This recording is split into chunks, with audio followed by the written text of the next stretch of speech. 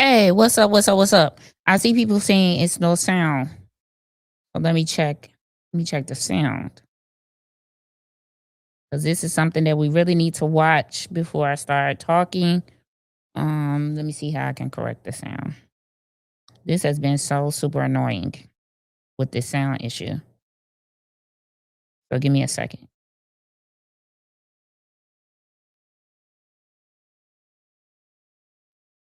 I'm gonna try it again. Let me see. Maybe I can add it to this particular page. I'll add it to this page.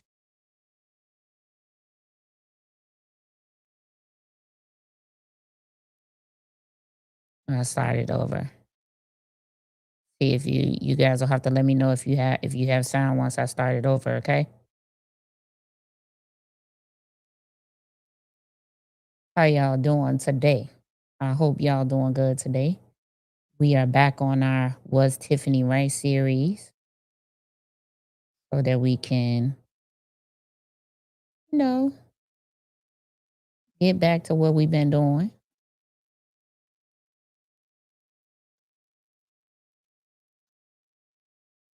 Hold on one second. Y'all see me looking at the screen funny. I'm trying to make sure.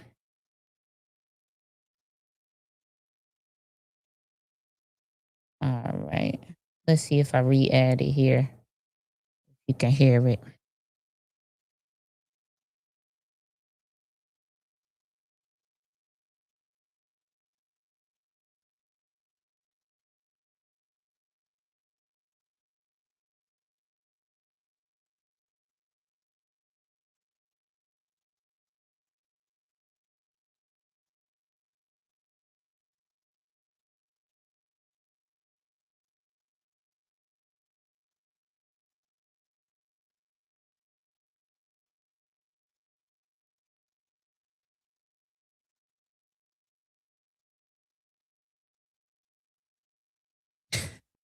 All right.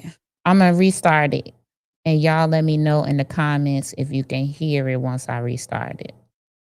All right. Hold on. We really need to watch this. Something we need. The first part don't have any sound. Just the view.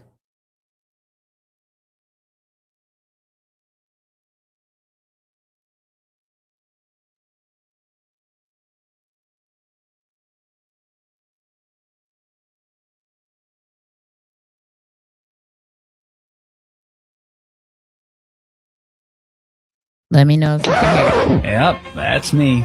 You're probably wondering how I ended up in this situation. What? This is bullshit. All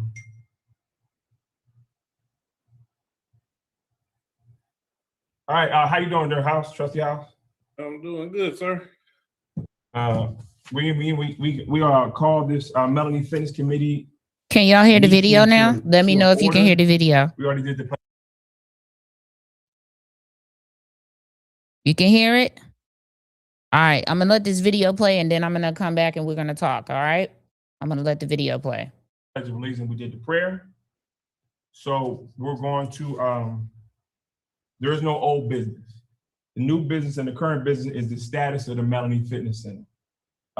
Two things I want. One thing I want to cover. First thing I want to cover is that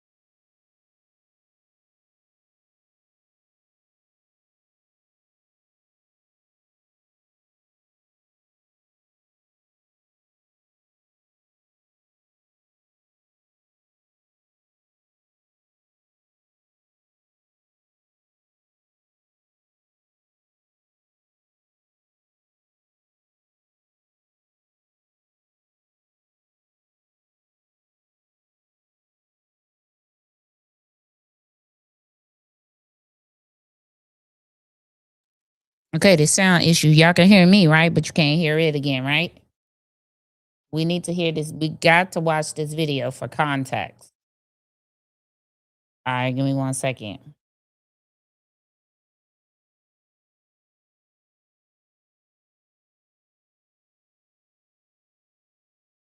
Okay, I'm gonna share it. I'm gonna share it again.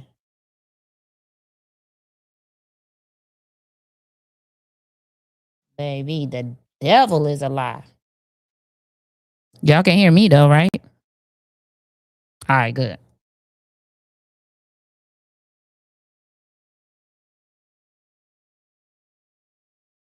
All right, let's try it again.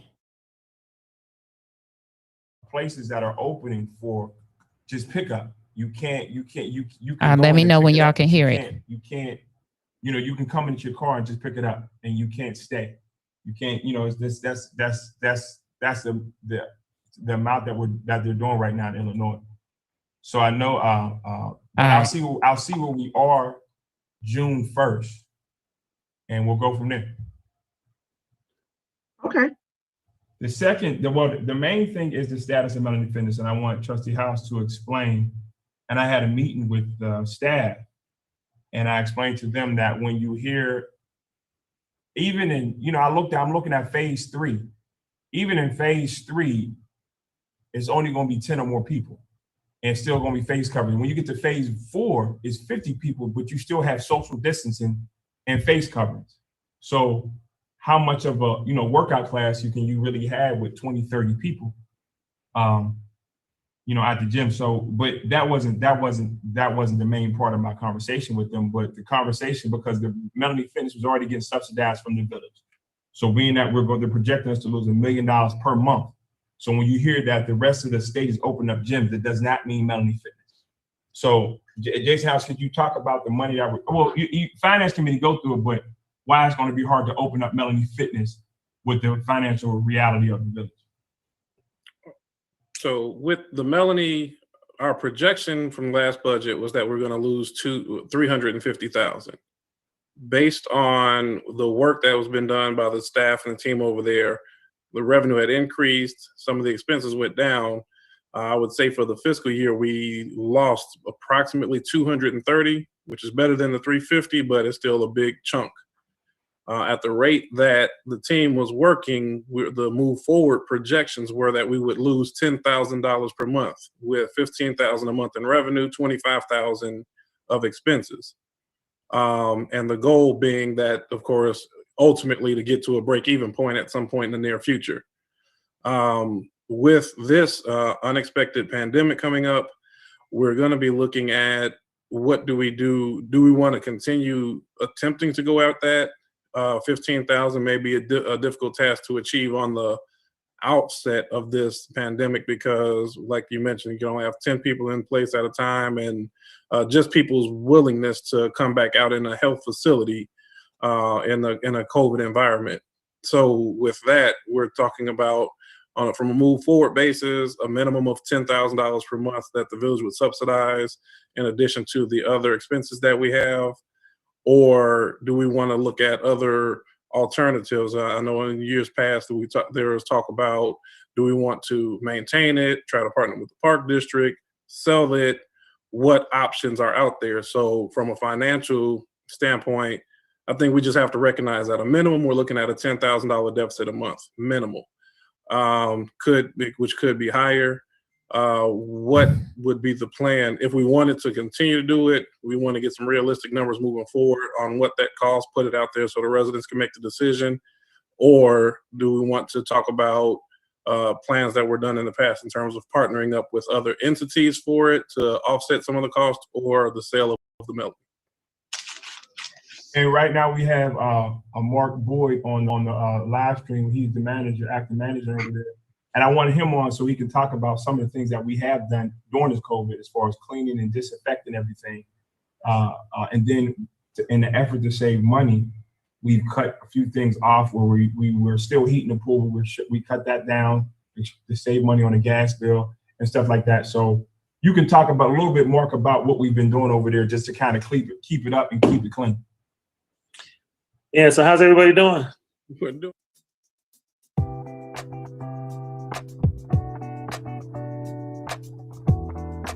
Hello everyone, I'm Trustee Edward Steve. Today I would like to provide a status update on the Melanie Fitness Center. As we all know, the state of Illinois is currently in phase 4 of its reopening plan, contemplating a roll back to phase 3. During this phase, gyms like Planet Fitness, Anytime Fitness, and other private gyms have reopened with modifications. Some of you may have seen other gyms open and wondered, why isn't Melanie Fitness not open? Or when will Melanie Fitness reopen? Well, the answer is, at this time, Melanie Fitness will not reopen. And here's why. Unlike Planet Fitness and other nationally franchised gyms, Melanie Fitness is subsidized by taxpayers' dollars. When I joined the Board of Trustees, my plan was to make this place self-sufficient. Since then, we experienced significant gains this year alone. January, February, and March, we improved financially, and we were on the road to accomplish our goal of making this place self-sufficient, just before the onset of COVID-19. The impact of COVID-19 on the state, county, and the village's economics is a reality. Financially speaking, the village is not able to reopen Melanie Fitness because it costs approximately $25,000 a month in operating expenses. Melanie Fitness Center is currently for sale, and our goal is to find a buyer who shares our vision of sustaining a wellness place in our community. We are aware that some members have prepaid memberships, and we are working on the reimbursement plan now as we speak. Meanwhile, the Detox Cafes will remain open to provide healthy alternatives in this community. If you know any partners that shares our vision of sustaining a wellness place in a gym like this and interested in purchasing Melanie Fitness, you can contact myself at esteve@bildalton.org. If you have any questions, you can email me as well. Thank you for working with us. Thank you for all the members who were faithful to this place over the years, who had memberships, who came back when the pool reopened, and they suffered a lot with this gym. And unfortunately, COVID-19, we're not able to open up, but we do appreciate the support that you gave us. So in the meantime, if you got any questions, please call me at 708-793-0034, or you can email me. Thank you.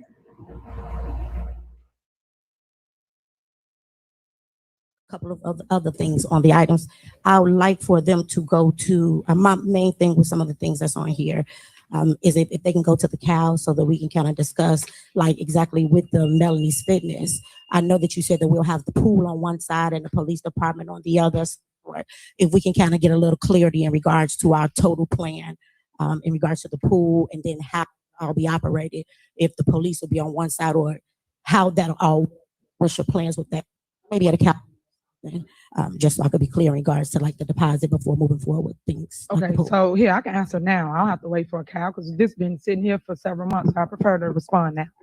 My plan is to open the new Melanie Fitness up as a police station.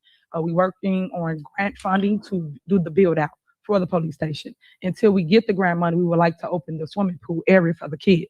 So right now it's not being utilized. Right now we have a pool full of water, and I want to fix it so that kids can learn how to swim and they can utilize the pools that's in Dalton and don't have to go outside of the village just to get services. So I would like the board to stand with me and vote to fix and repair the pool so we can utilize, because it's just sitting there dormant. And then also we can use it as a revenue stream by having, like, for instance, the fire department, they use it as diving in different pool areas. They go and they rent facilities out and they use that as a training facility. We can do the same thing here in the village of Dalton, but we have options to make revenue with our pool. Right now we're doing nothing with it. So that's my plan.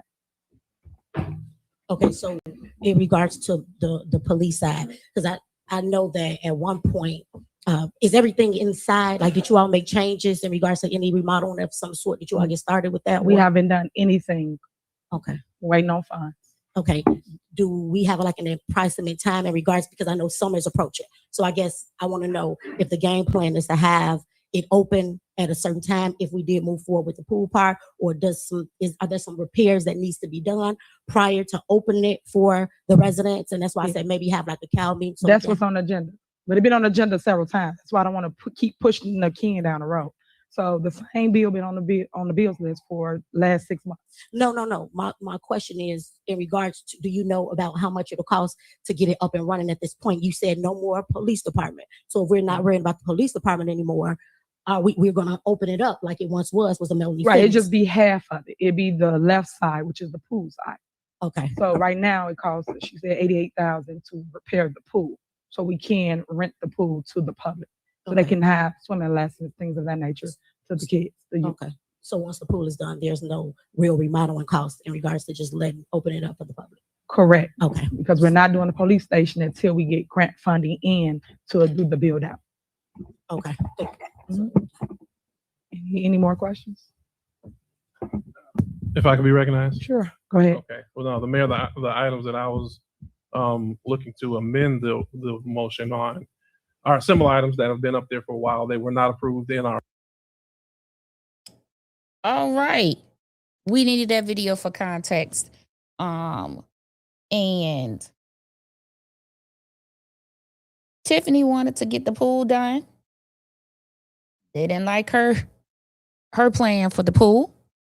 And she wanted to utilize Melanie Fitness Center to be rented out to the police, the different firefighter departments, so that they could do training there that will generate revenue. But that's what she wanted to do. Anyway, let me get in here and speak. And we needed to see that video for context, right? Because they didn't want Tiffany to fix the pool. But now the pool is fixed and open, and it is Rucker Athletics. Rucker Athletics. Everything now is peaches and cream, because Rucker Athletics has taken over the Melanie Fitness Center. We're going to get into a few things today about, as you can see, Rucker, Illinois. But let me speak before we start. Let's see who we got up in here. Needed my video for context. We needed that video for context. I will refer back to that video while we are going over some of the things that we are about to go over. We are back in our series of Was Tiffany Right? We have been doing this series. Let me go and show you. We have been doing this series for a couple of series now. Let's see. If you need to get caught up, let me show you what you need to get caught up on. Okay? You need to go to my YouTube page and you need to get caught up, and you need to go all the way back to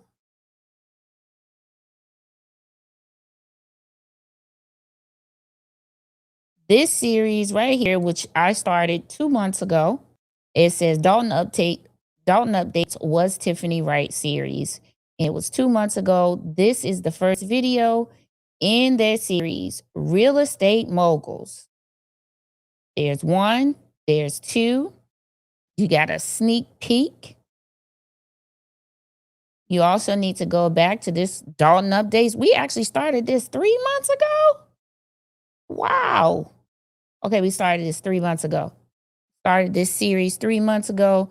So the first one was 3 months ago. Dalton Update Was Tiffany, and you're right, electrifyingly connected. So if you have not started, those are the videos you need to watch. The one that says Dalton Updates Was Tiffany Right? Dalton Updates Was Tiffany Right? So we are carrying on in this particular series with our next installment. Our next installment is Rucker, Illinois.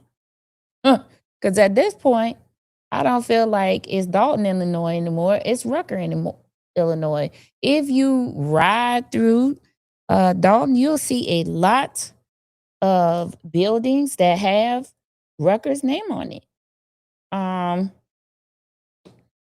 Let me see here. Okay, now I'm going to speak to everybody. Now that I got that cleared up, let me see. What's up, Renee? 1, 2, 3, 4, 5, 6, 7, 8. Hey, Saint Center, what's going on? Hey, Alley Cat. Nope, not even. Thank you for being here. Frederick Hampton, what's going on? One Prince J. Hey. Who else we got up in here? Blessed and Redeemed. Hey, I just report the news, ma'am. That's all I do. I don't want no smoke with nobody. All right? If you have not gone and watched this series so that you can get caught up, because a lot of things that we may be talking about today, you may not understand. To help you understand them, you need to go to my channel. You need to first like, share, subscribe. That'd be great. And then look for the series that says Dalton Updates. Was Tiffany Henyard right? And the first one in the series is Electrifyingly Connected. Okay. And that'll get you caught up to where, and then you're going to just keep going to all of the videos that you see. Dalton Updates sneak peek. Dalton Updates Was Tiffany Henyard right series. You need to watch all of those. I can't believe we started this series 3 months ago. If you want to join members only to get an exclusive before that series, then you're gonna go and join my members only. But I can't believe we started this 3 months ago.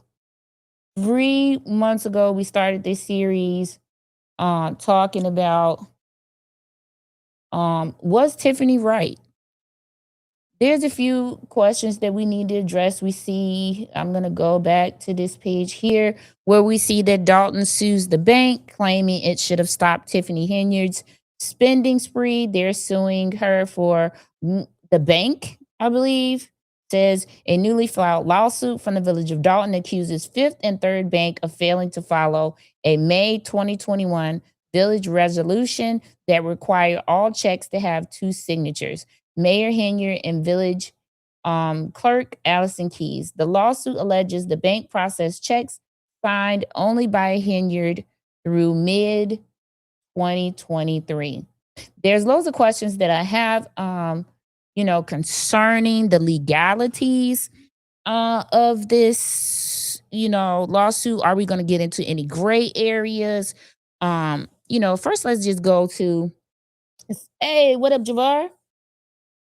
Yeah, let's talk about a few things for me that I find interesting, or now that we can look at this without being pointed in a certain direction, and you can look at the whole entire relationships and things that went on. At the very beginning of this, they all were friends. Is what I gathered. There's pictures, somewhere of them together, of them looking happy, friends, talking. And then Tiffany wins the mayoralship. You made a playlist, Javar. That's what I'm talking about. Hello, Miss Wisdom. How are you? And so they were all friends. So as I look more and more at this situation, I even said this at one point. Why is it that Kiana Belcher gets so upset when they talked about real estate? Every agenda that had to deal with property, that was something that Kiana Belcher addressed. And she always addressed it, and it always seemed like the public and the people that were watching were in the middle of some sort of argument between friends. And I say that because, when you have a friend, their business, right? So you know how to get to them, and it's going to get nasty. It's going to get nasty. And I felt like that's how they used to talk to each other. Like they used to be friends, and they had a disagreement, and now they mortal enemies. They against each other. That's how I felt like they was going at each other. Okay. It felt like something personal there. And I've always said that. Why do she get so angry when it comes to real estate? I thought it was an odd thing that was the only thing that she would ever focus on or talk about. And so it just seemed like to me, looking back at it, it was a whole bunch of friends who they wanted one person to be the mayor, but that person could not run for whatever personal reasons. And so Tiffany was the person that decided to step up and do it. And in doing so, she won. A surprise to many, but she won. She got a lot of people to get on board with her that were not originally on board because of her mannerisms and her attitude as a trustee. But eventually she got them to get on board, and they were on her side. Okay, cool. And then as time went on, she was introduced to certain people. I would say that one of the people was Delgado, right? He's a lawyer, introduced to her, and he began to tell her, "You're the mayor. You don't have to listen to anybody. You're the mayor, right? They're gonna vote how they're gonna vote. They're gonna do what they're gonna do, but you're the mayor. You don't have to take their recommendation or listen to them." And I feel like that's the attitude that she began to take on. And then when she refused to, I would say, and all of this is allegedly, right? These are just speculations or questions or scenarios that I'm throwing out there that could have happened, right? So then she strayed from the plan that they had as friends. They were going to all be put on as friends. Everybody was going to be able to, do their thing and get their, certain things that they wanted, their personal off of their personal agendas.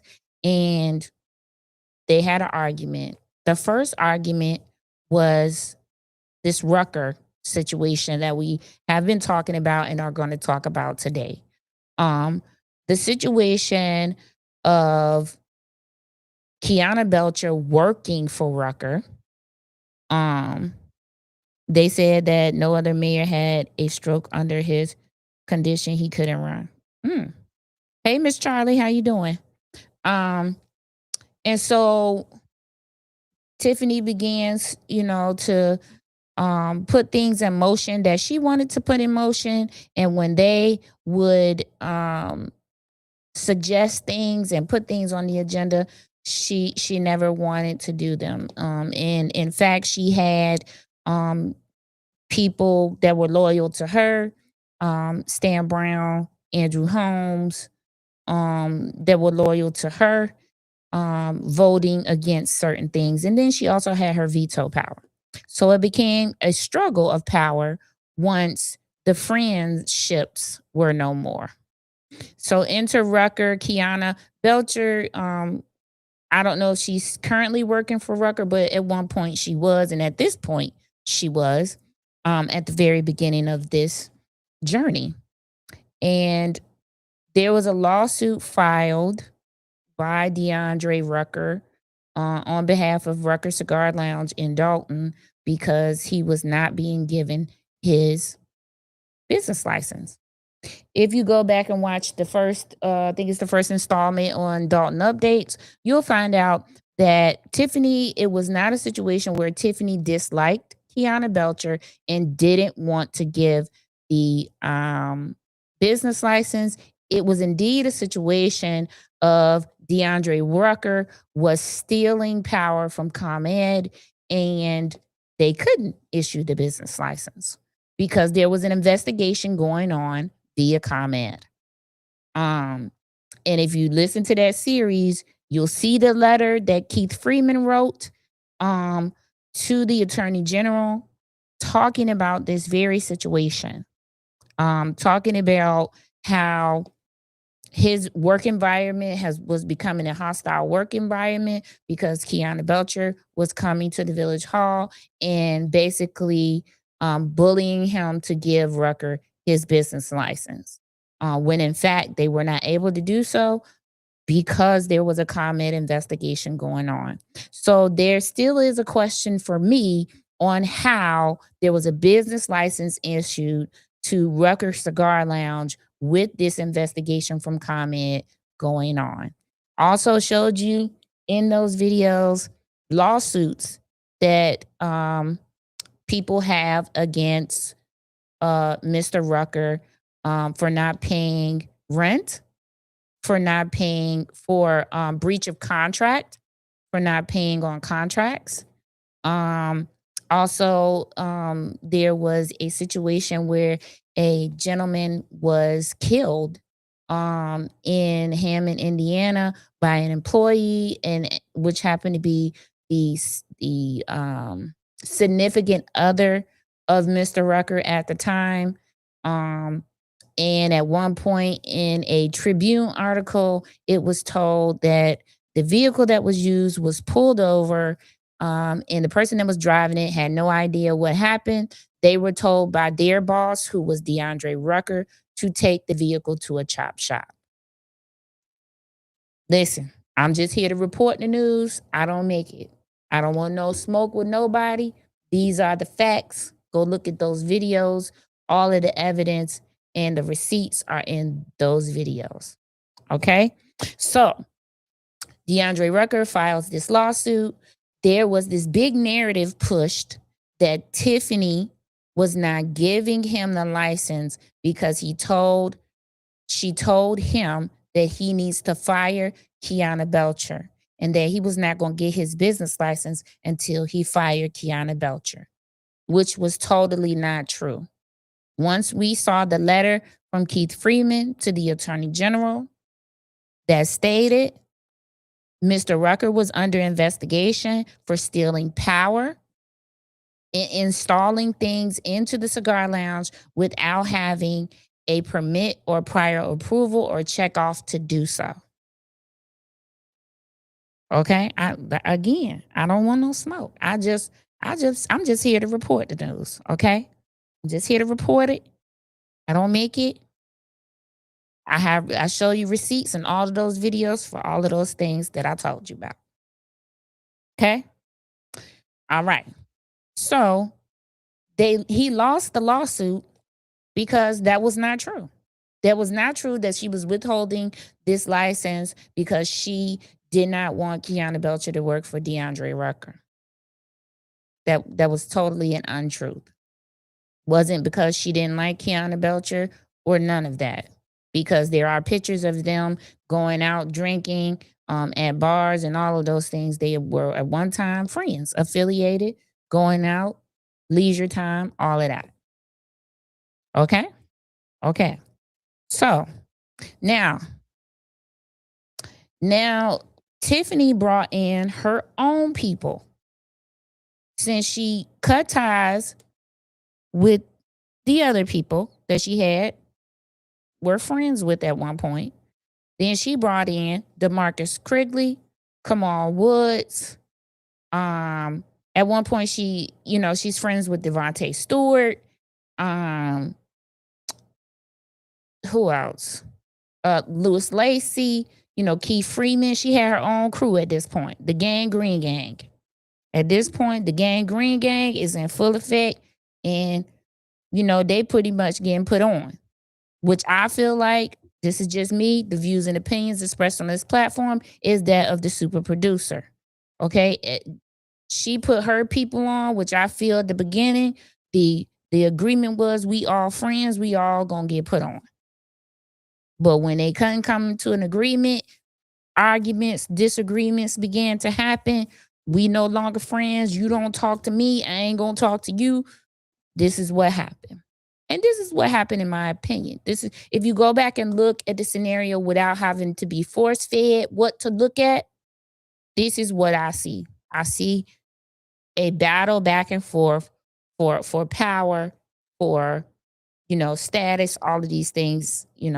We was once friends because listen, there's no two people that argue harsher than two ex-best friends.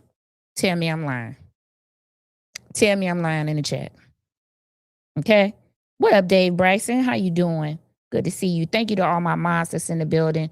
Thank you for coming to this channel and moderating the chat and making this a great environment for people to be able to respectfully listen, learn, all of those things.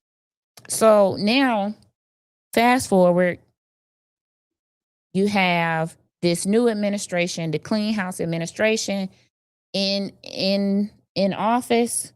And everybody is pretty much getting what they want. It's smooth sailing.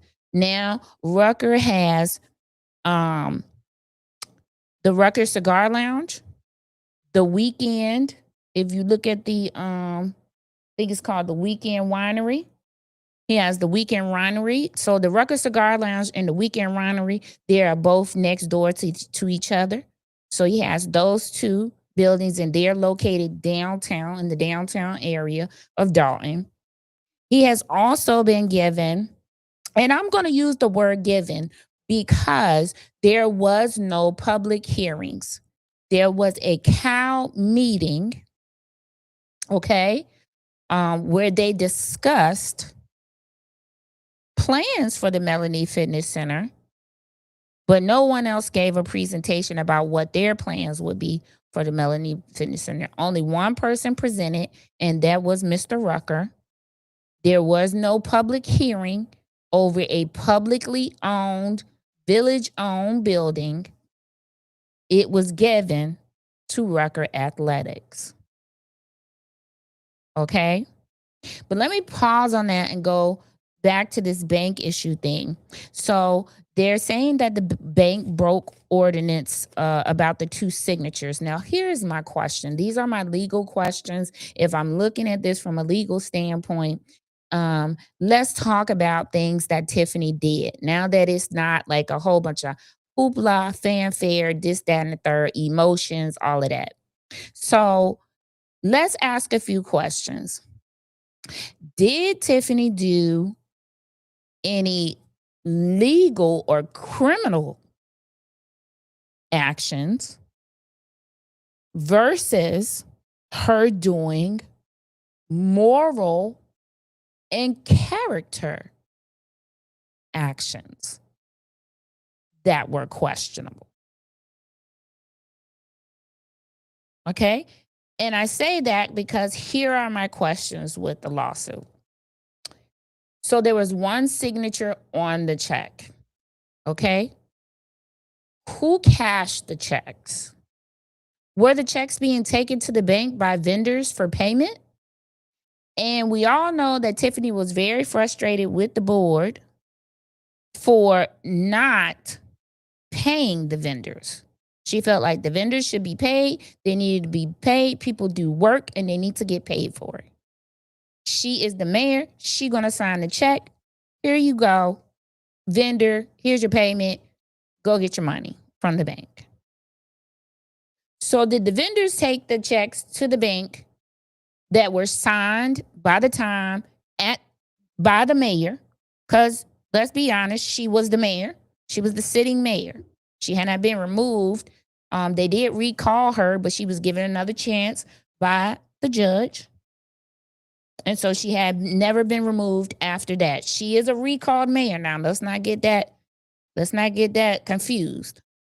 They recalled her. But the judge in appeal struck it down. So she is a recalled mayor. But it got struck down in appeals. Okay? So as the mayor, she can sign checks. That's well within the scope. Legally, she can do that. That's not criminal. Okay? But morally, knowing that she's supposed to have 2 signatures on the check, should she have done it? These are the questions, right? These are the gray areas, right? But if it calls for 2 to sign, right? That's an ordinance of the village. The other question I have is, does the bank, right, that a bank that is federally protected, do they have to comply with a ordinance that is made by the village? Banks are not subject to village ordinances, right? Or are they? Did they go into the bank? Let's say, so in this case, would they have to have put on the agenda? And when did they do this action? If they put the action of there has to be 2 signers for the check on the agenda and they passed it, did they turn this information into the bank so that the bank would know? Because I promise you that people at the bank, they're not sitting up there trying to see who passed what, when it passed, how it passed. They're not checking for those types of things, those little minuscule things. Okay? I see everything that you're all saying. After they passed this action of the 2 signatures, right? Did they take this information to the bank and say, we just passed this, we want these parameters put on our account, and so that if checks come in with one signature, they're automatically held?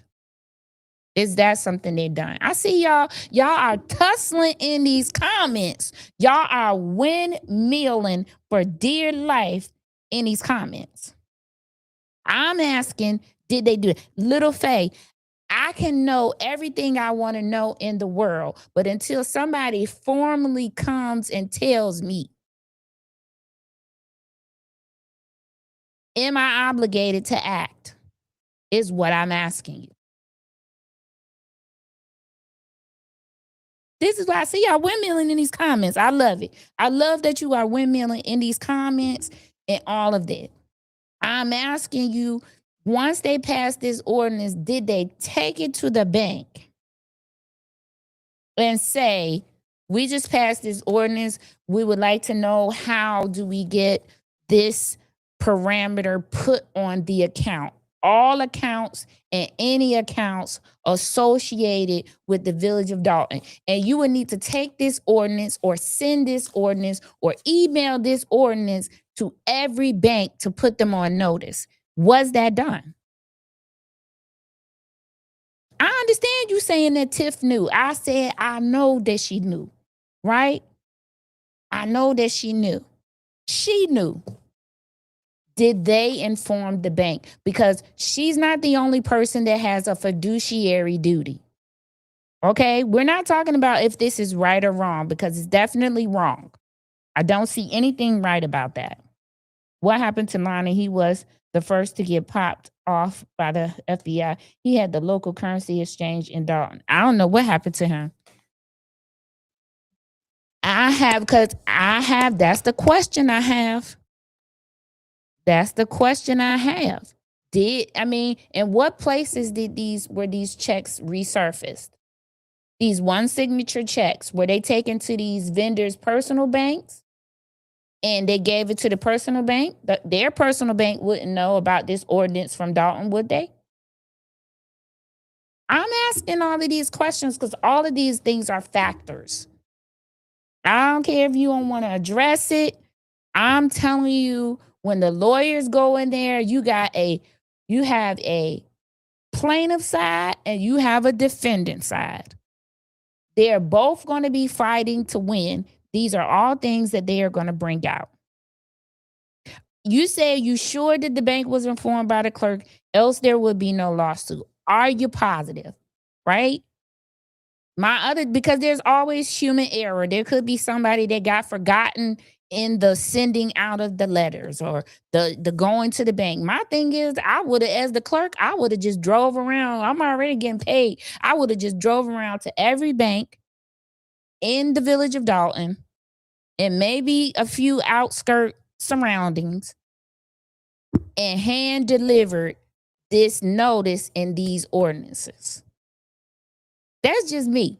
I'm asking, if the checks were given to the vendors with one signature and the vendors took them to their banks, which may not be a local Dalton bank and may not be local to Dalton. In this case, it was Fifth and Third. But we know that the Fifth and Third in Dalton don't necessarily talk to the Fifth and Third in Elgin or the Fifth and Third in Arlington Heights or the Fifth and Third in Calumet City. I'm asking the question. If they took it to their particular bank, what if they didn't bank with Fifth and Third? What if they bank with BMO? What if they bank with Bank of America, Wells Fargo, and they just deposited the check?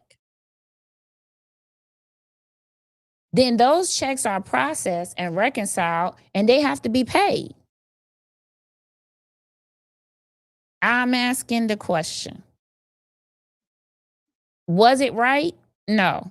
Definitely not if the ordinance was passed before she did all of this.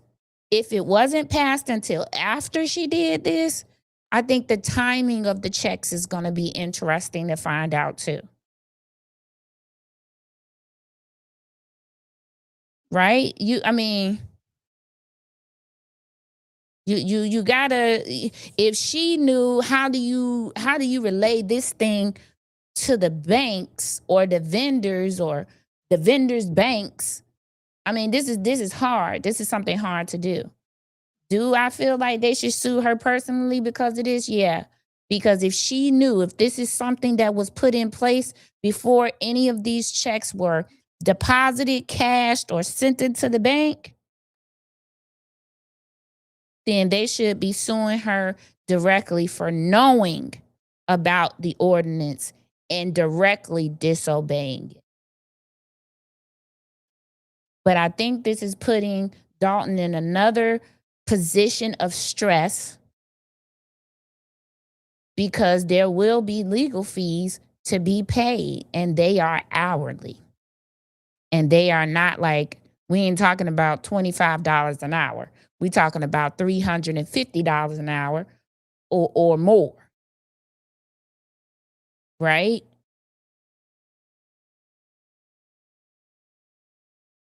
She works at the Amanda, she works for the health department in Chicago.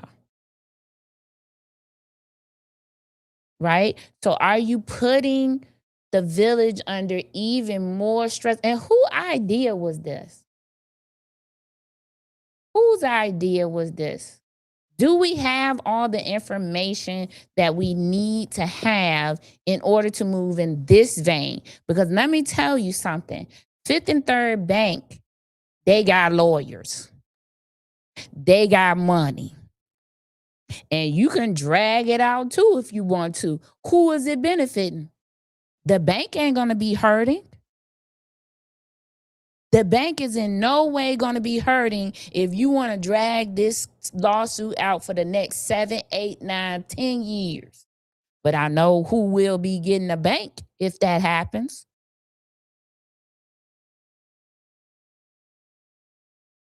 Huh? That bank money long and strong. They're not going to bankrupt the bank. So who is benefiting from this? My other question is, and again, these are just questions. I don't dislike anyone. I'm far beyond that. I don't dislike anyone. Okay? Nobody. I don't have anything against anyone.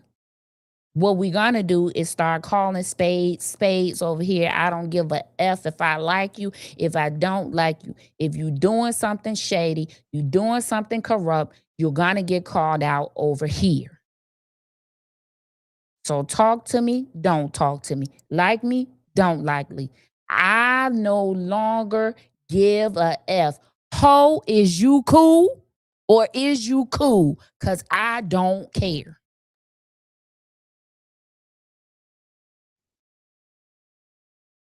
We are far beyond the point of dealing with reality. Look at what we have in the White House. We got to stop this BS on the local level.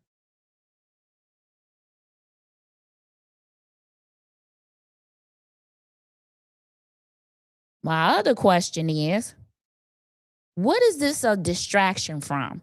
Because everybody loves the Tiffany Henyard topic. If you go and search all the videos, I don't care if you make a video today about her, it's going to get 100,000 views. If you got a lot of followers, it's going to get 500,000 views. Anything with her name attached to it, talking about her, showing her, is going to get traction. What is this a distraction from? What is it that you're doing that you don't want us to keep an eye on? You doing, now we're going to be over here keeping an eye on this lawsuit because everybody ready to see a Tiffany sighting.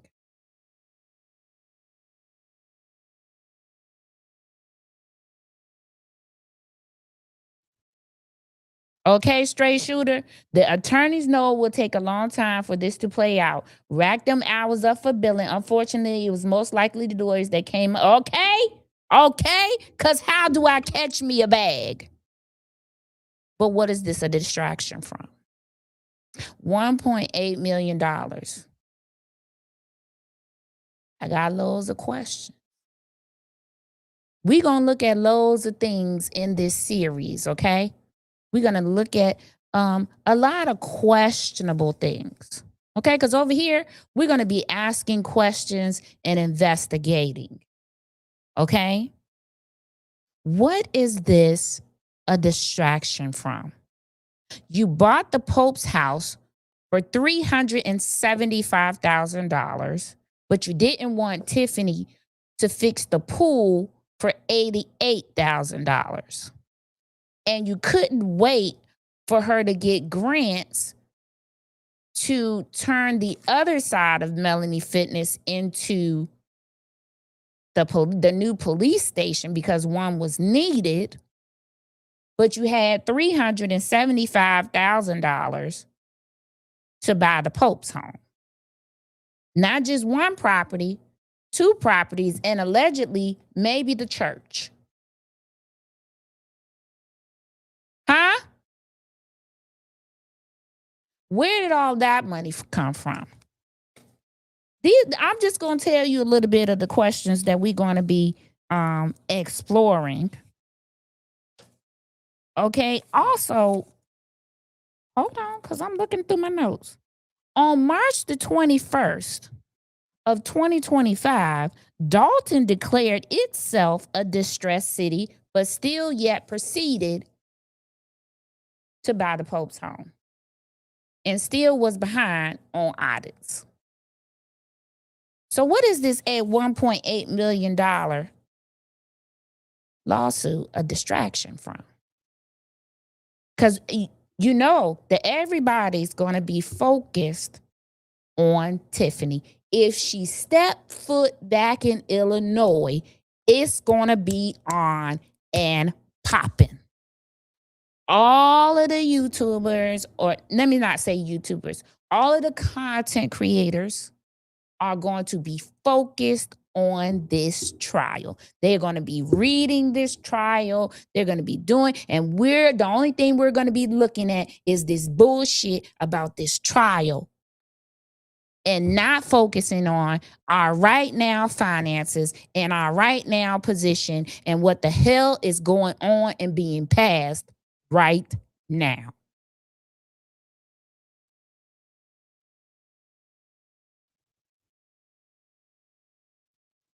Okay, straight shooter. And is. So these are my questions. Listen, I just report the news. I don't want no smoke with nobody. I'm asking questions.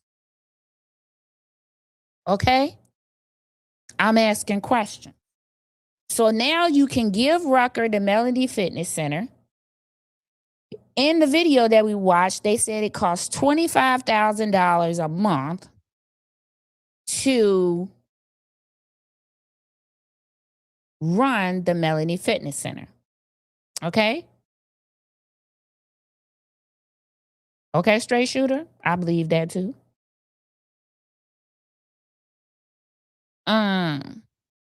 Vivian is probably filed in Pacer versus being filed with Cook County. It's probably in Pacer on the federal side.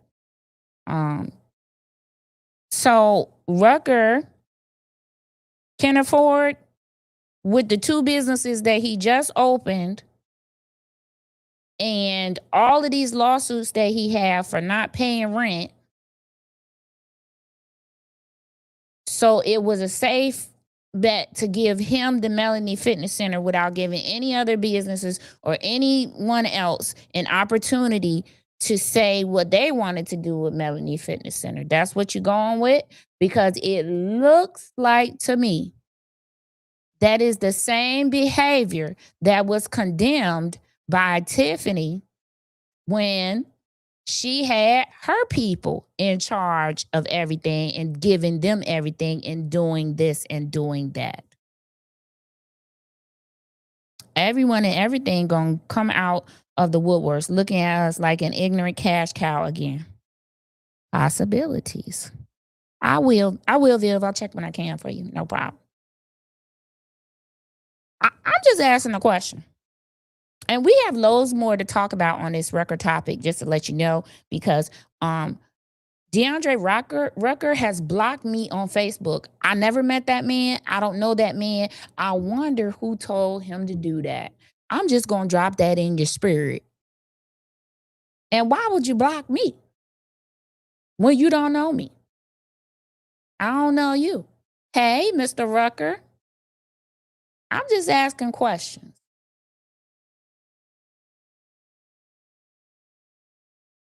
I have another video to show you, but I'm going to save that for the next live that we do. Because in that live, Mr. Rucker, they have the grand opening of Rucker Athletics at the old Melanie Fitness Center. And he talks about a football team and all of these things. Well, what's going to happen to the Dalton Bears? Is this the administration saying they don't give a F about the Dalton Bears? When the Dalton Bears have been in Dalton and representing Dalton forever at the Park District. Because if anything, the Melanie Fitness Center should have been a joint intergovernmental agreement between the Park District and the village, because the Park District got money. Then the Dalton Bears would have had somewhere to practice. The cheerleaders would have had a space to practice. The building could have got back open as a community fitness center. Again, paying whatever dues you would need to pay to help them supplement, probably like a little $5 fee every month. A win-win for the community. Yeah, you let somebody come in who has a history of not paying rent, has a history of lawsuits and breach of contract. Listen, this is all verified facts. Go watch the videos. All of the facts is in there. You can go and I'll show you how to look it up for yourself. We're going to get into some more facts in a minute. And now talking about bringing in a separate football team. How do you not support the Dalton Bears, but you're going to support Rucker Athletics football team?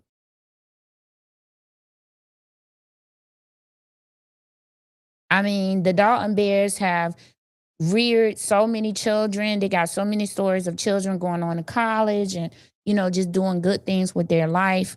Why would you impede on a community organization that has been helping? But anyway, Rucker, we're also going to get into Rucker's response to my first video that he did, which I found hilarious. This is when this man blocked me and I don't even know this man. Okay. We're going to get into his response. We're going to do a reaction video. Stay tuned for that because you're going to want to see that. Okay. But they gave him the Melanie Fitness Center. It is now open. But his name is on a lot of things in this village. Question, is the account owner can stipulate how many signatures are required on checks. If they don't give it as a request, then the village is held liable. That part, straight shooter. That's why I said, were they notified? How do you control that? If a vendor got a check with just her name on it and they took it to their bank and deposited it in their bank, it's automatically going to get paid because it's going to run through the reconciliation process. Their bank is going to realize the funds are available. The funds are going to be paid. One signature or no or one signature or not, it's going to be paid. That part, Amanda, is what I'm trying to tell you. This is what career politicians are taught. They are taught legality versus morality. You can skirt the line of morality, but don't go on this side to legality, okay? But you can do a whole bunch of things on this little line of morality that will get you paid and get you money and keep you in office. Okay? Yeah, I don't think that the Park District got the opportunity. I don't even know if it was offered to them. I don't know if it was if it was something that was even talked about, because at the cow meeting where things are supposed to be talked about, it was not even talked about. Nobody brought up, hey, can we maybe table this and explore and find out if the park district wants to do an intergovernmental agreement with us, because they separate from us. They got money. They ain't broke. They putting in baseball fields and redoing parks and all that over there. Okay. Straight shooter. I said this. I said that at the beginning of my dissertation about this. The bank should have been presented with these documents in person. An email blast should have went out to the head of operations for the Illinois region for every bank. Would it have been a pain? Absolutely. But if you want to be able to stop money being spent, that's what you would have had to do.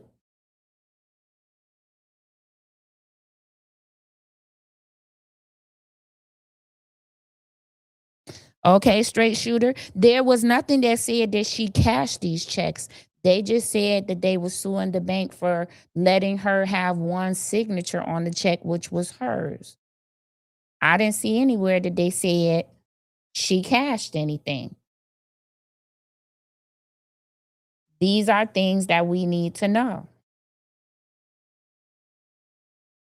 See what it says here? The lawsuit does not name Hilliard as a defendant and does not make specific claims about inappropriate recipients of village money. Hilliard has not been charged with wrongdoing. So look, oh, here go the filing. Here go the filing right here. Y'all go to WGNTV.com and you can see the filing. You see it, Vivian? It's right up here. They got the whole entire filing up here. Let's see. Okay, so they don't even list her as a defendant.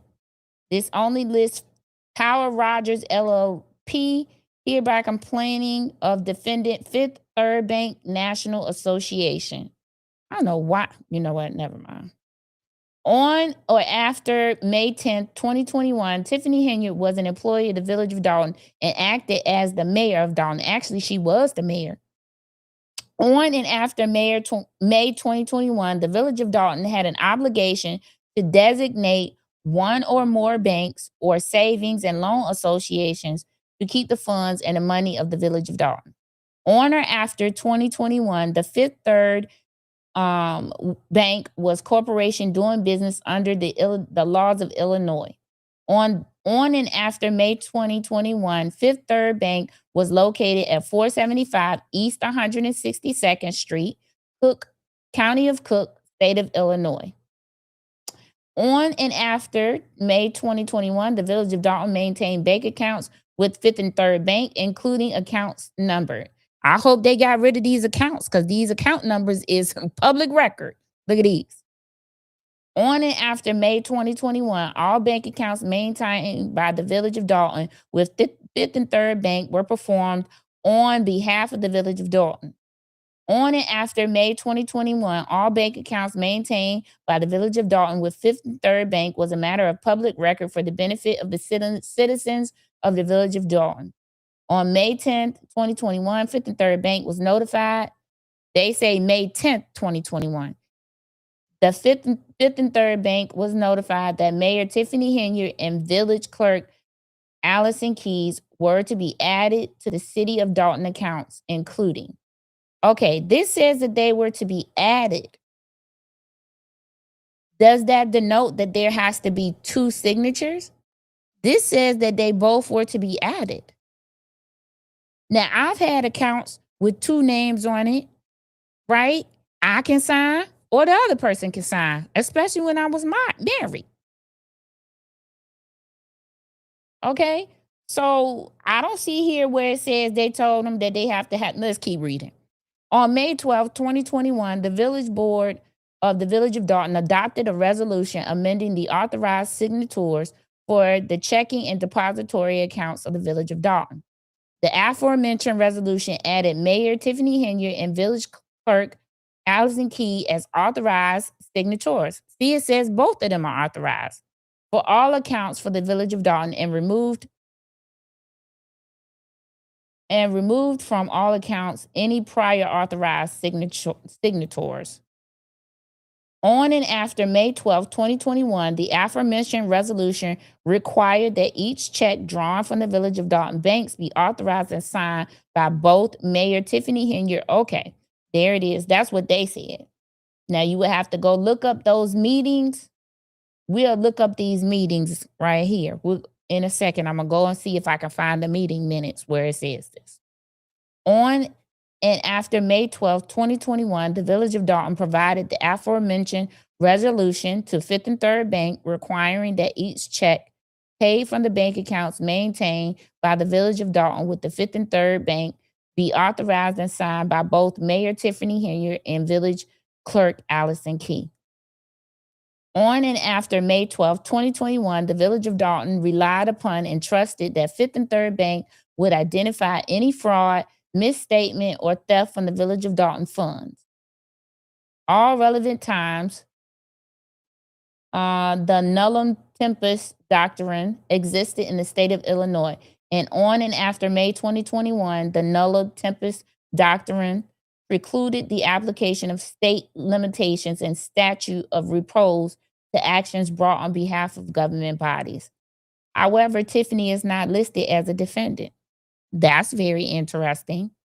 And it's also, like I said, if somebody deposited these checks into their bank, and that means it's going to go through their bank reconciliation first, and then to Fifth and Third for actual payment. So it's going to get reconciled at my bank where I deposit. They're going to put the funds in my account on a hold until they get the okay from Fifth and Third. But at that point, they've already processed the check. 2 signatures may have been required years back, just never made public. Lawyers getting creative for free money and keep long ties to the village, okay? Period. Because this could go on forever. Okay, I want to know what happens if I deposited the check into my account. I didn't come into Fifth and Third. I went to BMO. I deposited. I mean, you going to tell them that you don't have money you have? And a computer actually reconciles that money is there, not a person. I used to work check reconciliation at the bank. These checks get put on a running machine that reads the account numbers. It does not read signatures. It reads account numbers. The person sitting in the window accepting the check has to read the signature. So if I go to BMO and I deposit a Fifth and Third check and they see the BMO bank teller now sees a signature, that's all they gonna check. Signature there, date, amount, check. They gonna put a check by it. They gonna run it through their thing, put a stamp on the back of it. They're going to give you your receipt. There is not a computer that reads signatures and say, oh, this one's supposed to have 2 signatures. It's too late after that. That's on the back end. But I find it interesting that she is not named as a defendant if they're saying that she did not get 2 signatures. So that would lead you to believe, well, it would lead me to believe that the vendors deposited these checks into their accounts. The checks were reconciled, as they always are. I'm the teller sitting in the window. I see a signature check. I see the date check. I see the amount check. I don't see any type of, nothing looks funny with the amount changes. I turn it on the back. I run it through the machine because the person signed it on the back. I run it through the machine. It say, and they put the little numbers on it for what bank reconciliation building it's going to. And they said, Have a nice day. Good Lord, she just deposited $50,000. Jesus. That's how that worked. Okay, so there is no computer that can read signatures and say, oh, this one's supposed to have 2 signatures. Okay, so there you have that. But anywho, back to our topic, which was Rucker, Illinois. Rucker now has the Melanie Fitness Center. And I got questions. Let me tell you what I got questions. We can't have no questions about the Melanie Fitness Center because they gave it to them, right?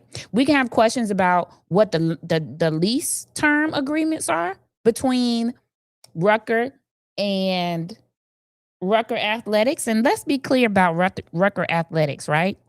First of all, Rucker Athletics is not even in DeAndre Rucker's name. It's in his wife's name, Alexis Rucker, because it's under, I think it's Rucker and Rucker Management. Hold on. I'm going to show y'all. Because I don't want y'all to think I'm hating. I'm just doing facts, just fact checking.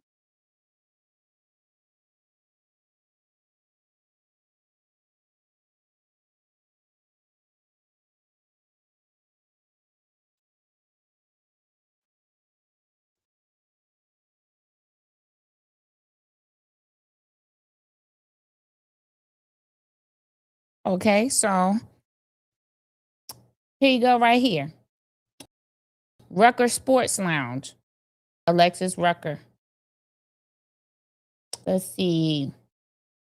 A&D Rucker Holdings Corporation, active. Rucker Cigar and Hookah Lounge, Alexis Rucker, active. Rucker Construction Management and Development Corp, active, Alexis Rucker. Let's look at the cigar lounge.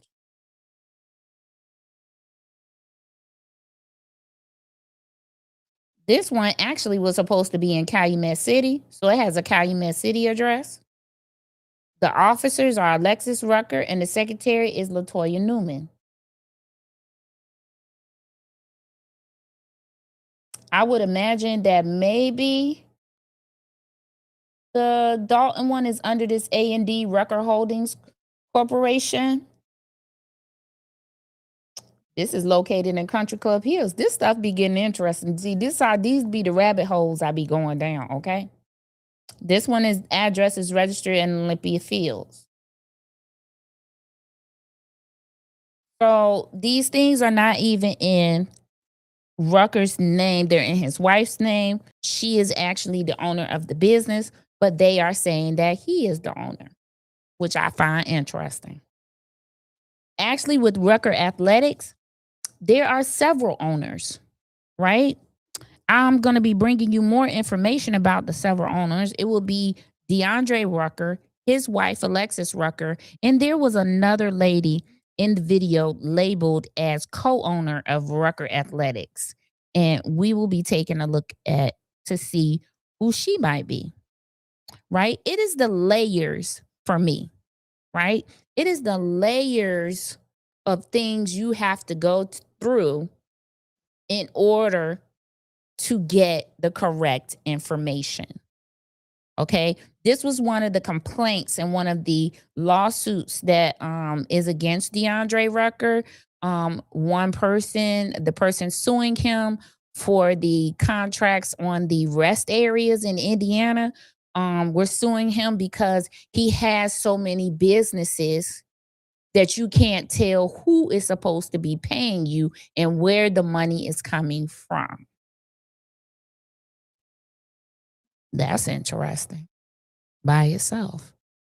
Go to ChatGPT and ask ChatGPT, what does it mean when a person has multiple businesses and you cannot tell where the money for payment comes from?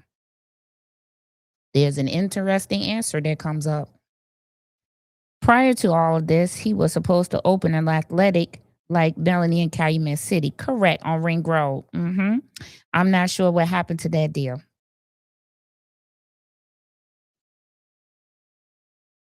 Well, we know who's out there in Calumet City and we know what's going on out there. So Maybe the cost was too high.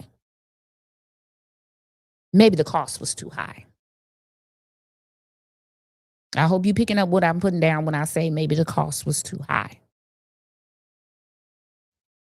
Maybe being in a mutually benefiting relationship where the cost is not that high benefits me better. Got to worry about them overhead costs. But is it a legit business? Okay.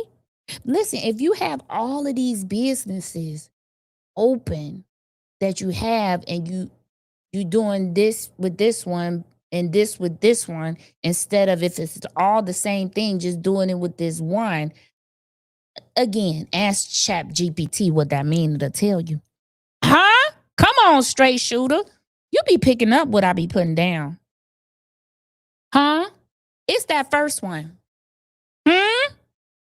Ha. Okay. Listen, y'all are so smart over here. I love you guys over here because it is the critical thinking that we do. It is the critical thinking that we do that allows us to properly use our vote when we vote for people. Okay? That I love it over here because of that. Okay? So that's the first thing about the businesses. Again, the next thing I want to take a look at, because it's missing several things that I have noticed with other municipalities that this particular municipality does not do. And hold on, let me bring up the comparison so I can show you, because I don't want you to be like super just over there talking. Girl, I wish I was. Hold on.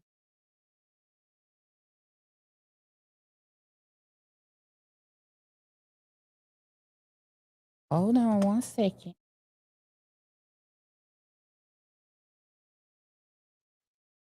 Because I have to bring up here we go. My apologies. Okay, so let's now look at something.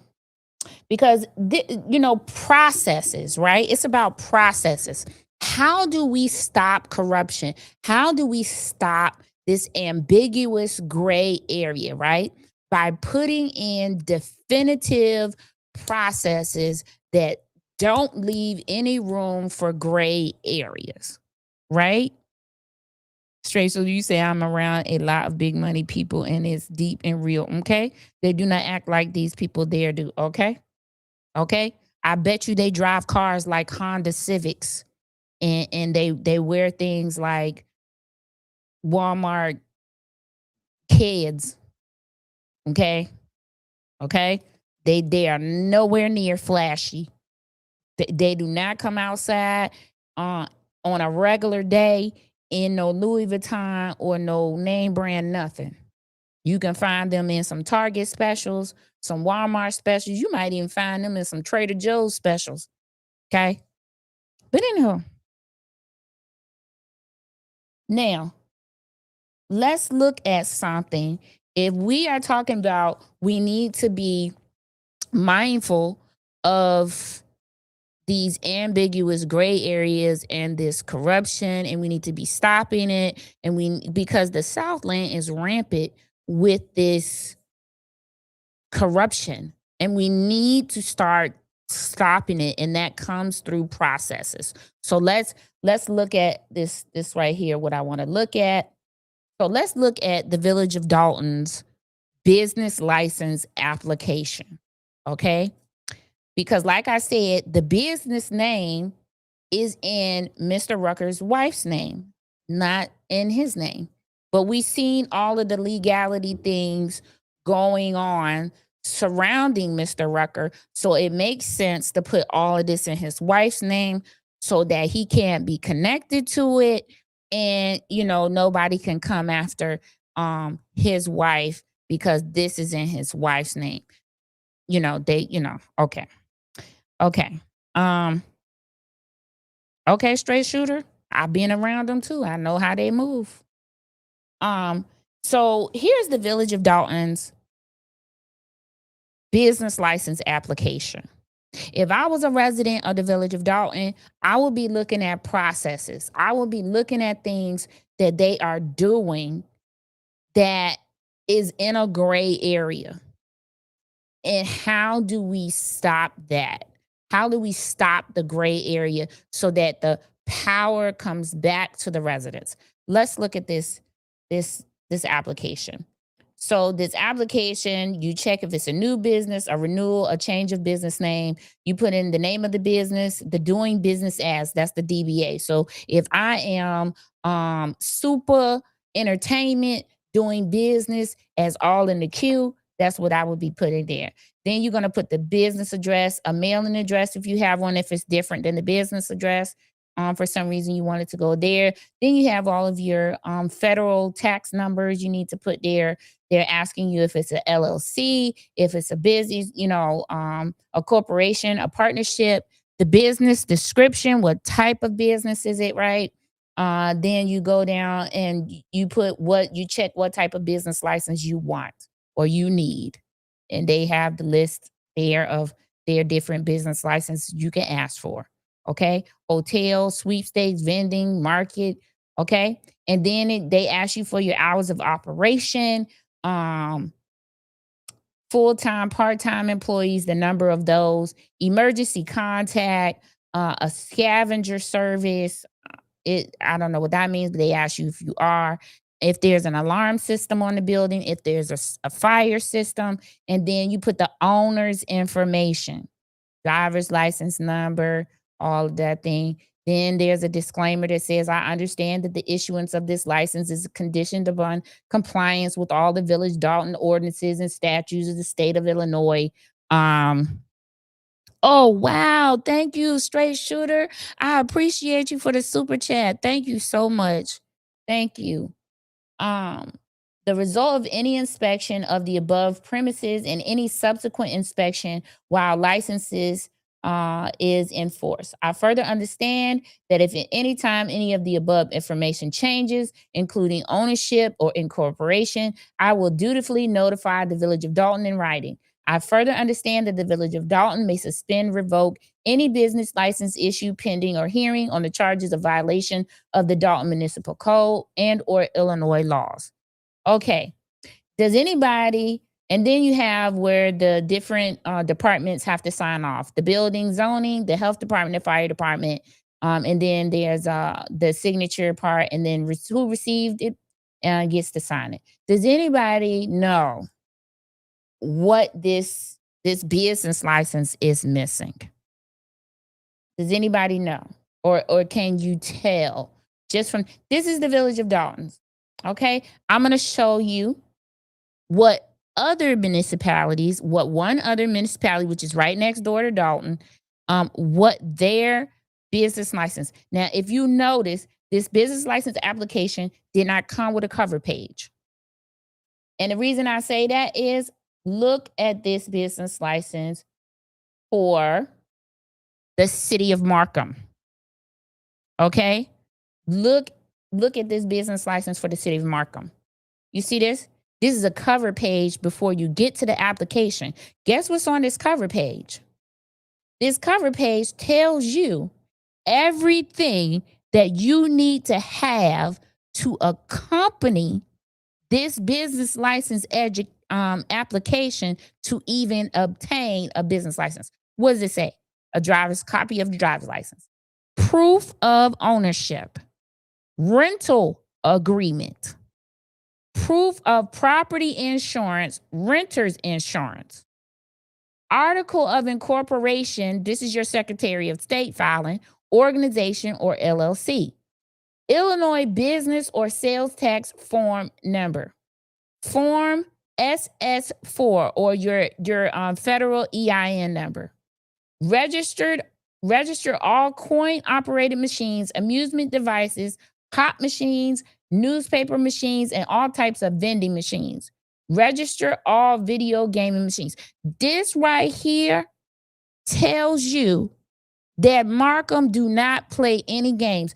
And most of all the other municipalities, that are minimal with the corruption, because I ain't going to say that there's none that is in Markham, because I have not looked. They have definitive processes in place that tells you what you are responsible to bring. So if I bring in my business license to the Village of Dalton and I fill it out and I turn it in, they didn't ask me for anything. The seal of Markham is on this cover page and tells you what you have to have in order to open up a business. The Village of Dalton has no such cover page and does not tell you that you need any of this. They just gonna let you fill it out and take your word for it. When you turn in your application, then they tell you what you have to have. How do this process work? My barber been in Markham for years. One thing I can say is I love that mayor. He keeps his town running. It's not a lot of crazy scandals like the other local communities. You take it to 1 5th and 3rd Bank branch. The banker updates the system, and the account notes should pop up no matter what 5th and 3rd they go to. And that's if it was done. That's why I said if it was done. But what if the checks were deposited by the vendors? And I don't bank at 5th and 3rd. I bank at BMO. These are my questions in regards to that, Amanda.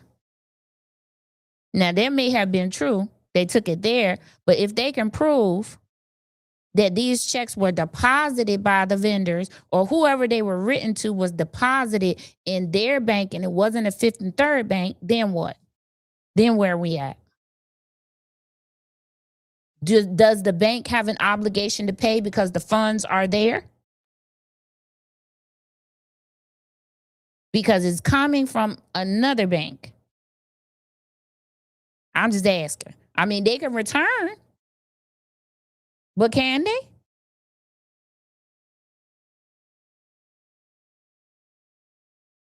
Gray area, ambiguous area. But this is the business application for the city of Markham. Right here it says instructions for renewal of business license. Tells you everything you have to have. So that leads me to this. This is the last thing, then I'm getting out of here. Okay, because what time we at? 1 hour and 30 minutes. Okay? So let's talk about the building that the Rucker Cigar Lounge and the Weekend Winery is in. Let's talk about that. It's a little strip mall right across from City Hall. Okay? Let's talk about some interesting things that I really need to dig further on. This stuff takes a lot of time to do. And so thank you for the super chat, because that's definitely going to help me do that. Can you foil the checks? We can foil the canceled checks from the Village of Dalton. Sure can. Because they should be public, since these were public accounts. You saw it in the lawsuit. These are public accounts for the Village of Dalton. They are for the residents. You should be able to foil the council checks from those accounts. They should be able to produce that information. That's something I'll look into FOIAing. The FOIA process is still jacked up over there in Dalton. I put in a FOIA in July. I did not receive my answer until November. July of 2025. It was November of 2025 when I received the answer, and still had to go back and forth with the Attorney General. And I am still going back and forth with the Attorney General for certain portions of my FOIA that I put in July of 2025.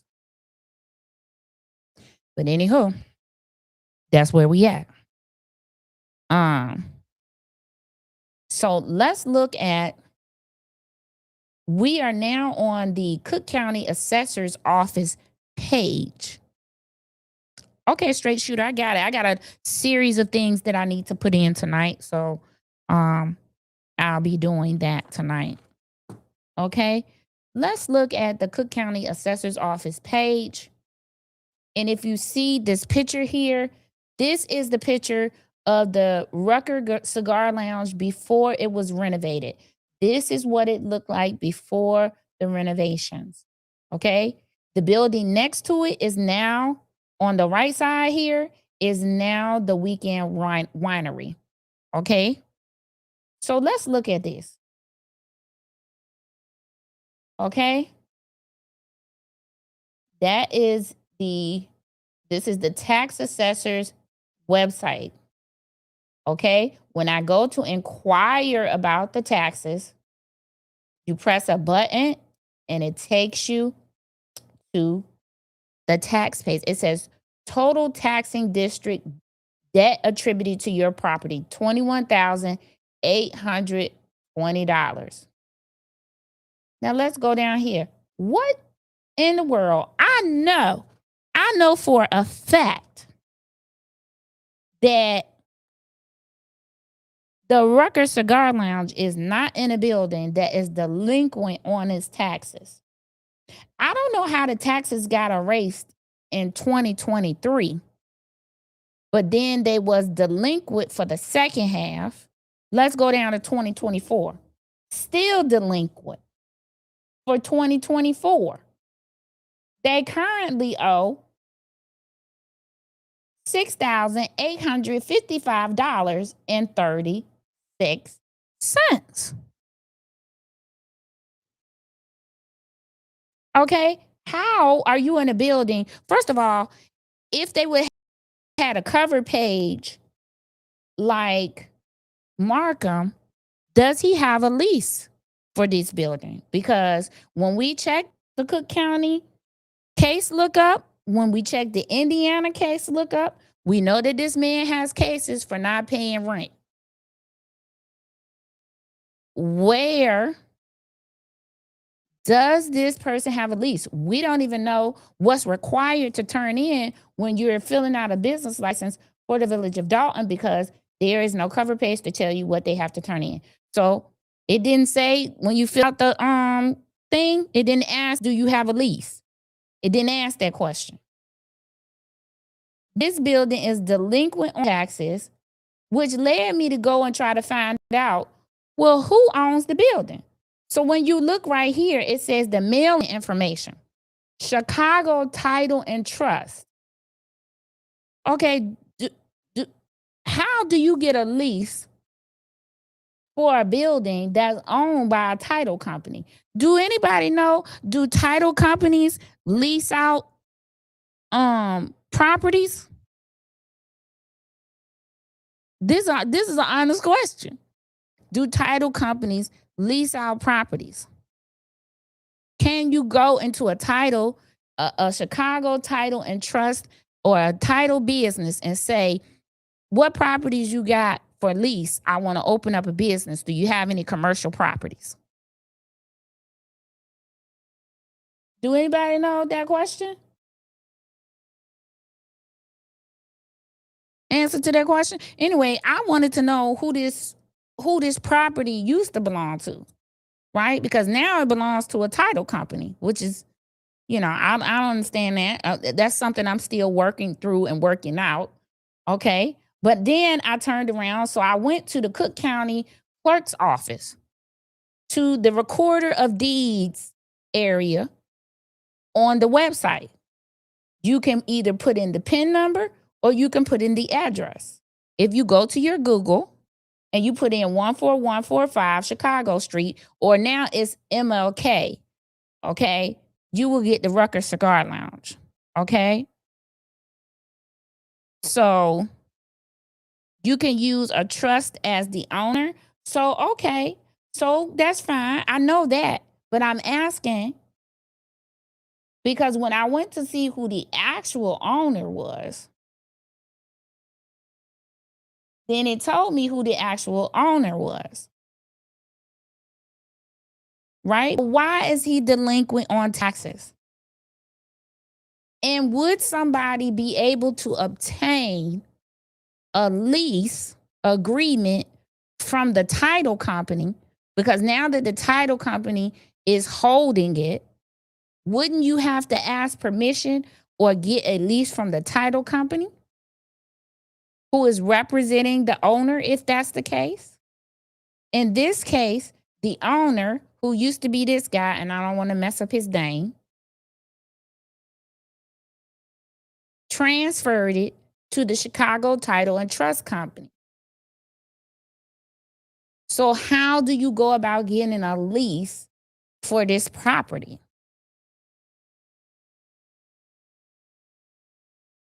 Right, Ms. Wisdom. So if this particular property has been delinquent on taxes, which we see is from 2023 and 2024, which was for 2023, and 2025, which was for 2024.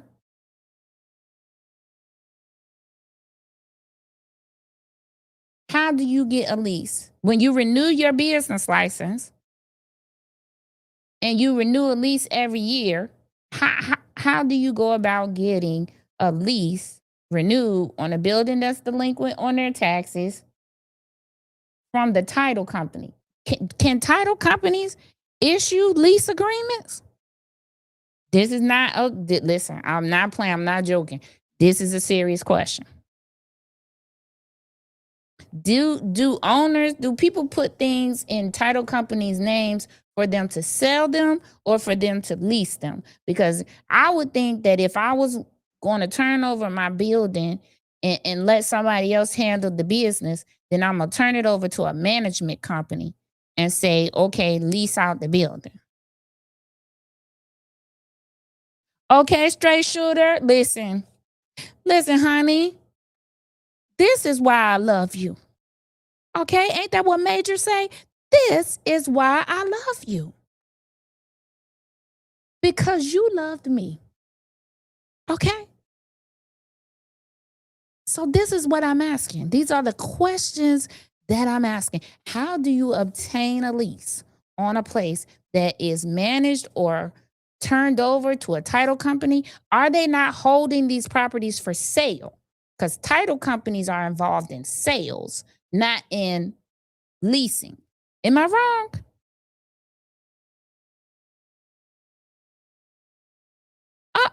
Okay. Well, I'm just asking, we over here asking questions. We just reporting the news. We not making it. We reporting it. Okay. Don't forget that. So those two businesses that's in that building. Now, let me ask you a question. Why would that person be getting issued a business license without a lease agreement? That's a conundrum. I don't know. And again, I got a lot of foreign to do tonight because we can find out if they actually turned in a lease agreement or they have one. We can find that out. But,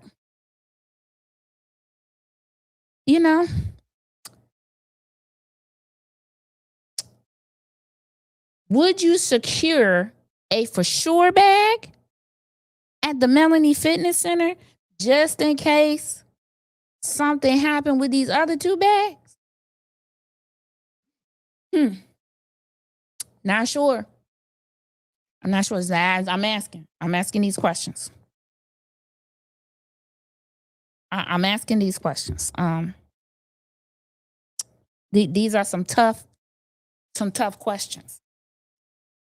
And does the village keep a track of empty spaces, commercial and residential? And don't they know if these particular places are behind delinquent on taxes? Who owns them? Who doesn't own them? Another question. If you know the answers to these questions, please come to the front of the class. Can you squat? In a commercial building? What is the process on that? Because, I know that there are squatters laws for residential properties. Are there squatters rights or laws for commercial properties? Okay, straight shooter, we'll be doing some FOIAing tonight. Now, if we get answered, that's going to be another matter.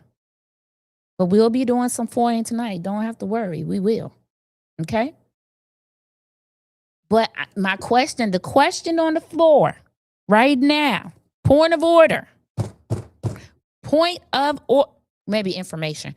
Point of information. Can you squat in a commercial building? And what are the laws surrounding that? At what point in time, since time has passed, do you become a tenant because you have squatted for so long? Are these possibilities?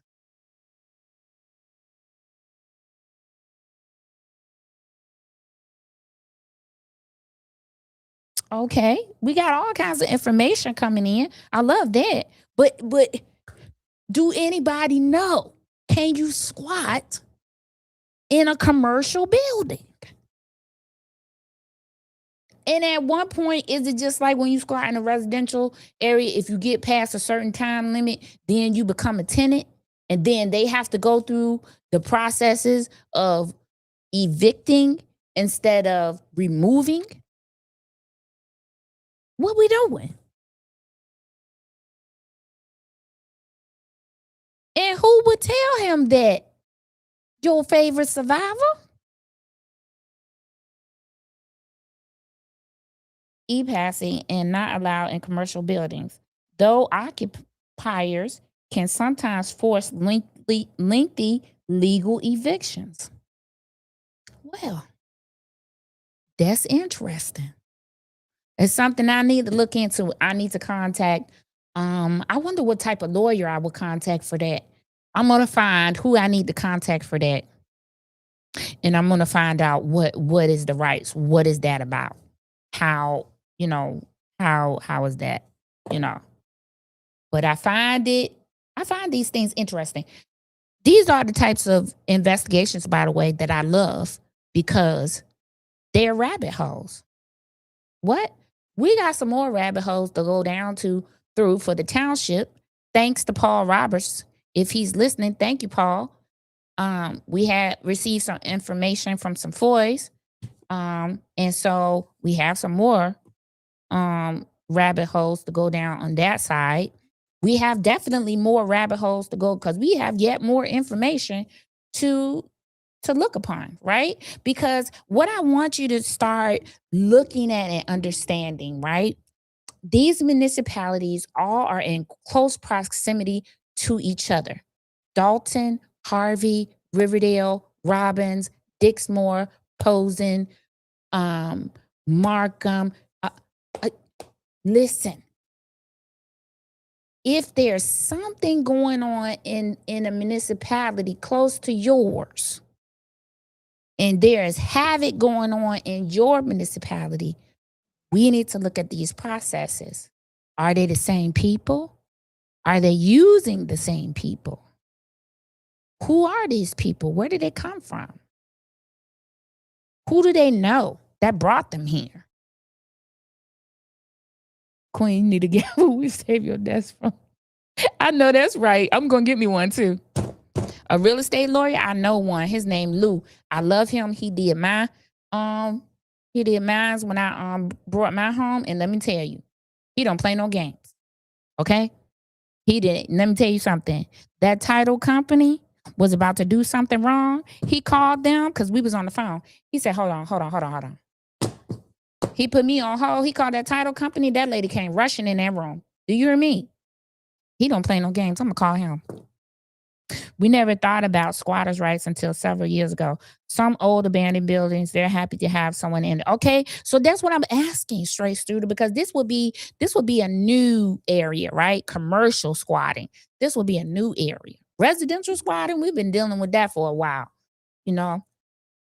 But this commercial squatting, this might be the move because there is no direct, there may be no direct laws. There may be no direct, I'm just struggling to find out Is this something that you can do? And if you do it, is there a time frame that they can't remove you and now you become a tenant? How did that go? You done remodeled the building. So now you gonna claim to me that you a tenant because you remodeled the building. You use your money to remodel the building. I ain't never gave you no lease. So you remodeled the building on your own. But see, when you go to court, the courts don't care anything about these things. They only care about laws. They can only make decisions based on laws that are on the books. They don't make character judgments. They don't make moral judgments. They make decisions based on what the law says you can and cannot do. So when you hit a gray area, you could be in limbo for years until either a law is put on the books or you find somebody to argue some ambiguous 300-year-old statute that didn't nobody know about.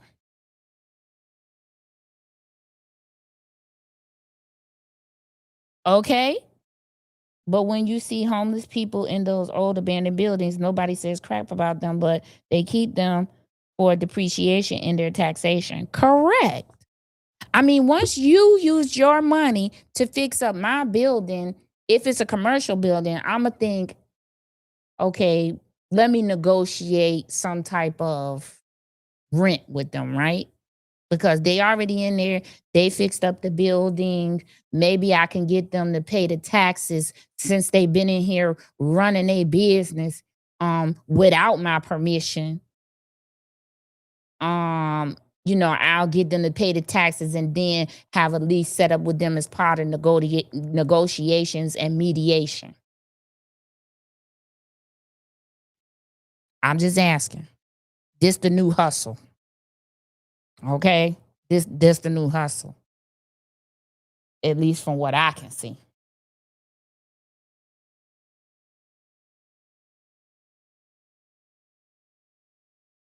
Okay?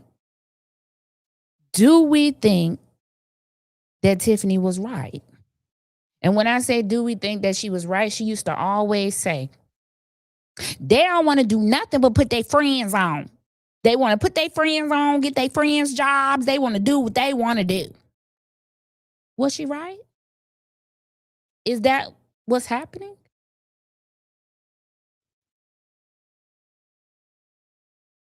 I don't know. I'm asking the question. I mean, I'm seeing a lot of things.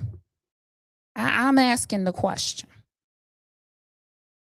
I mean, if you would be so kind to give this video a thumbs up, like, share, subscribe, it's super. We been at it. We ain't never left it. We still doing it. Okay? We've been doing this since last year. Like, I done been doing this a year already. It's unbelievable. I'm so grateful to everyone that watches me, puts their trust in me to bring them the proper information, true information. It has not gotten me some grand paycheck. It has gotten me bullied. It has gotten me blackballed. It has gotten me probably less friends. It definitely haven't gotten me popular because I could sit over here and give you the information, but unless somebody else say it, that's the only time it becomes true. But you really heard it here first. Anywho, I'm just saying. Straight shooter, I really believe that at one point, all of these people were friends. They had great aspirations to what do all people want? They want success. They want to take over the world. They want to, be business people. They want to be somebody important. They want to have money. These are all things that I don't think are bad things, right? It's how you get them. That is the question. I don't think any of those things are bad things. It's how you get them. I also want you to take, note on a couple of things. We all were trying to figure out, okay, at one point we were trying to figure out who is bankrolling Tiffany. She always kept that a secret. She always kept that a secret. And let me tell you what I always thought it was. Now we're going to talk real low because we don't want nobody to hear what I thought, okay? Because don't nobody care about what I thought, right? Because I'm nobody. This is what I've been told through this entire journey, that I'm nobody and that nobody listens to me. And, I don't have anything to say, okay? So let me tell you. So since this is just between us, okay, just between us, I always thought that the people that were bankrolling, allegedly, the Hilliard administration were, remember that man, the construction company? He in jail now. The construction company that was doing the roof scam in Dalton, that's one. I always thought it also was the landscaping, them tree cutting people. Oh, because do you see how much they say they owe them? They say they owe them $151,000. That's what they said. Right? And so I always thought it was them, the towing companies. It was the companies, because you wasn't really looking at companies. You was looking for a person, right? You wanted to name somebody. You wanted to be like, oh, he doing it. But it was smart to have it spread out across different companies, because then you wasn't looking at the companies. You was looking for a person. You see what I'm saying? Do that make sense? Am I making sense? She knew, or they knew, that we were going to be looking for a name of a person and not looking at all of these different companies. But what if one person owned all the companies, but they just had different names with different people owning them, so it couldn't go back to them? Almost like, who else we know doing it right now? Huh? So, did the people that's in charge right now, right now, they choosing a name, which I think is crazy, because you can take apart that name and find out all types of things about that person. I mean, allegedly, I'm just, I'm asking questions. This just between us, though. What y'all think? Y'all let me know what y'all think of these comments. That tree company was racist as hell. I remember exposing them, and then they disappeared and another tree company came in. Okay. That's what I'm trying to tell you.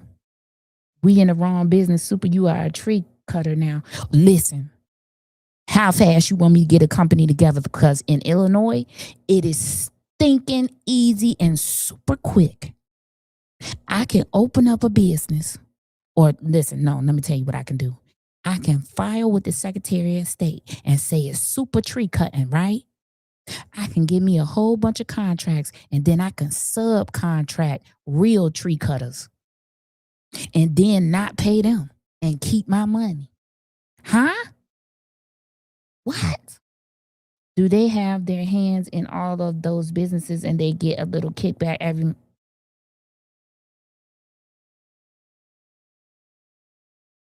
Now, straight shooter. That would definitely sustain me, wouldn't it?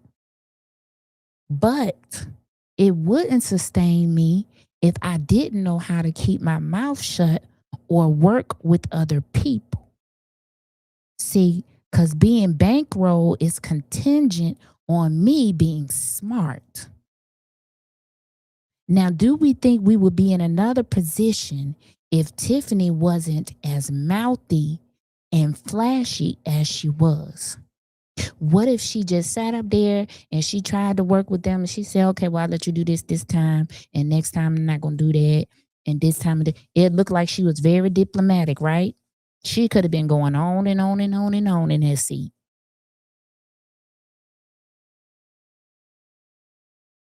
But she wasn't able to because she's young. And she thinks she's, in control of everything. She's not seasoned. But anywho, those are my thoughts. Make sure y'all don't tell nobody. Okay? We're going to just keep that between us because, people say, I don't know anything. And, what I think don't matter. Okay? Okay. Well, that's it for me. Okay? I want to know if you would rate this broadcast. Let me know what you thought about this broadcast and the information that I brought to you. Was it eye-opening information? Did it make sense? How can I make this broadcast better? Let me know that. We got a lot of other things to get into. We're not finished with this Rucker, Illinois situation because I told you that he did a video responding to somebody that he blocked. He gonna say he didn't respond to me, but why would you be talking about what you're gonna talk about in this video? We're gonna do a super reacts. Okay? Okay. Listen. Y'all have a great day or evening. Enjoy your dinner with your family. Love on them, hug them. I wish you nothing but blessings for your life. Let's not get distracted with these little things. Let's stay focused on the here and the now. Okay? Let's stay in the present and focus on things that are being done, passed, said, because we have election time coming up. So the next live that we're going to do the ballot. We're going to show the ballot for Cook County, and we're going to start getting into the candidates, okay? Okay. I love all of you too. I love each and every one of you, okay? Wish nothing but blessings for your life. Thank you so much for tuning in, okay? I'ma see y'all.